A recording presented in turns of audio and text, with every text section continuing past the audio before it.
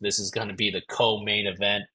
Um, I just want to tell you that these last two fights, man, this is something that I'm gonna like. This is must-watch television. Please, everybody, just tune in because we don't get these opportunities much anymore, and these last two fights are going to be crazy. I think, in my opinion. We have Sergei Pavlovich versus Tom Aspinall for the interim heavyweight championship. Obviously, this was going to be the replacement of the Stipe John Jones fight. I think this is going to be a much more interesting fight, although it might not be a lock. I mean, I think John Jones is probably going to be a lock, but this one's going to be a much more fun fight to watch.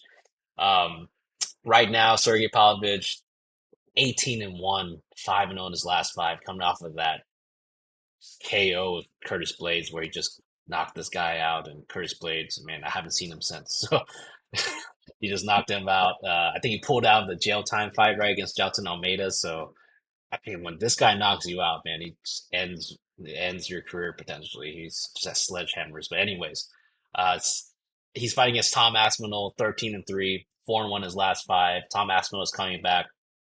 He's coming off of that KO victory over Marcin Tybura. And before that, he actually tore his knee fighting Curtis Blades. So that was kind of a tune-up fight for him. Um, as far as the height, I mean, not too much difference there. I think Tom's going to be the slightly taller fighter. Sergey does have a 6-inch reach advantage, though, in this fight. They're both pretty much the same age. Um, odds for this fight right now, it's a pretty much a pick 'em. I mean, Tom Aspinall opened up at plus 105, and now it's a pick 'em. I mean, not too much movement either way right now. Uh, Alex, I'll let you go ahead and break down this fight, and I'll share my thoughts later. What do you think about this heavyweight banger we got? Yeah, man, like I'm really looking forward to this one. I think it's gonna be fireworks. Um, these are like two of like, the premier heavyweights, the next gen heavyweights. Um, so yeah, really looking forward to it. In terms of like the actual breakdown, Pavlovich, like you said, his last fight against Curtis Blades just took him apart. His power was way too much. Like Blades couldn't even shoot for takedowns. Like he was scared to do that.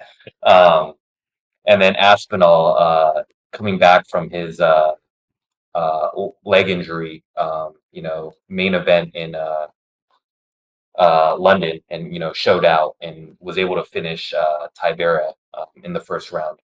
Um, I do have a pick here, actually. Believe it or not. Give me Aspinall. Um, Yep. I think, watching Aspinall, like I think this guy's like truly the real deal, man. He's so mobile. Like you watch him fight, he's so nice. Like super mobile, very bouncy on his feet. Um, and one thing to note is that, because this is a pay-per-view event, the cage is gonna be like really big. So he's gonna have that room to, bounce around and, connect in and out, leg kicks, all of that. Um, so I think we're going to see an Aspinall knockout here. Um, so yeah, pick here is Aspinall. Give me Aspinall. Wow. Are you I mean the props haven't dropped yet obviously, but are you gonna like play Aspinall as like a money line pretty much, or how are you gonna play him? I think I'm gonna go. I mean, I think the Aspinall money line and the KO are probably going to be like about even because Hmm. like it's just how he wins fights. So yeah, I'm probably just going to go Aspinall money line by itself. I'm not going to include it into parlays, Yeah, but I do like Aspinall money line here. for sure, for sure. Yeah, this is man, I don't know how long this fight's gonna last. But for as long as it does, it's gonna be a banger. That's all I know.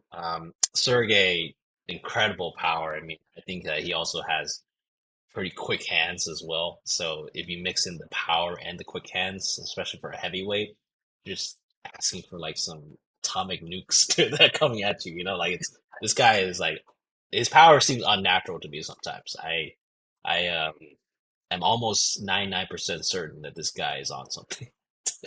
Just throw that out there. I mean, that it's like probably some kind of Russian program. I don't know. This guy just looks like he has a freakish power. Beast boxing. If you look at some of his like fights and also just like him shadow boxing, right? guy just has really quick hands, man. Like just good boxing. He does trust his chin because he does take some damage, but he knows that he has these sledgehammers for fists and he has these nukes for fists. So he'll gladly, take in some damage to kind of dish out that fight-ending KO at any time. The thing about him though is that he doesn't really have too much grappling. Decent kind of takedown defense at 75%. The only time that he has been taken down, and it was pretty early on in his career in the UFC, was when he got taken down by Alistair Overeem. And he did lose that fight. After Overeem, I think either trip takedown or something like that, then Overeem just like ground and pound him, right? Now that was a long time ago. That's like kind of his like first one or two fights in the UFC, so he's improved a lot since then, as we saw with the Curtis Blades fight. But that's something to note. Now, Tom, he's like to me the next gen heavyweight, right? The kind of great everywhere in a way. I think he's like a B plus to an A minus everywhere. Definition of well rounded. Striking is good. Brazilian Jiu Jitsu black belt. Fast hands. He's been kind of training in MMA since he was like a kid, pretty much. I think his dad's been training him. Really slick, like submissions. If you watch a lot of his fights, he does have like pretty good ground game. I don't think he's ever been taken down. He has 100% takedown accuracy as well. So this guy is just the definition of well-rounded everywhere. And he's not like one of those people that are like just, C everywhere. He's like really good everywhere.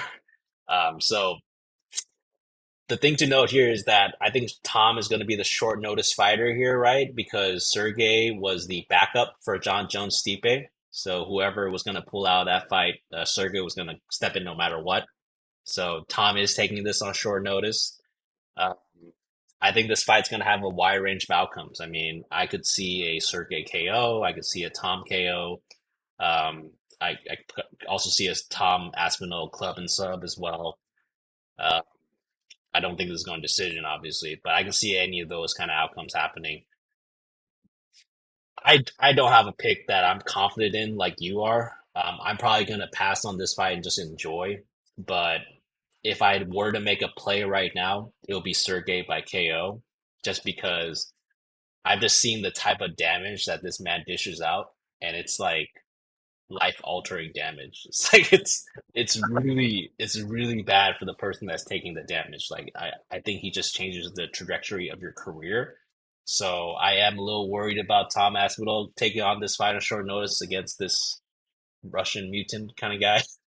So yeah, we'll see. And the thing about Sergey too is that dude, John Jones is ducking this guy for a reason. Like John Jones wants no part of this motherfucker. So I commend Tom Aspinall for stepping up on short notice because this is the fight that no one wants to take. I mean, I honestly think Nobody. he's more dangerous than Francis Ngannou.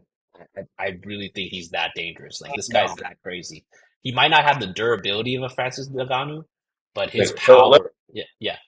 what do you think about a Ngannou and a Pavlovich fight? How do you think that plays out? I'm thinking Francis there because like Francis for me, like I don't know, like I if you saw what happened, like even that Tyson Fury fight, right? Just had no marks on himself. Like this guy, I think Francis is super durable. So I think that when they trade shots, I think Francis will take in some of that damage, but I don't think Sergey can handle whatever Francis has for him. Because I mean, we saw with that Yeah, Overeem fight, right? Francis also has grappling as well. I mean, this guy's a big, like, just a big boy. So, I mean, that's yeah. Francis is a little too thick. I think he'll take that one. I think Francis is the heavyweight champ of the world right now. That's what I'm saying. I mean, he's the best heavyweight in the world. But hopefully we'll get to see it. I doubt it though. I mean, I don't think Francis is ever coming back. But yeah, yeah, pick here is Sergey by KO, but I personally will pass and just enjoy the fireworks.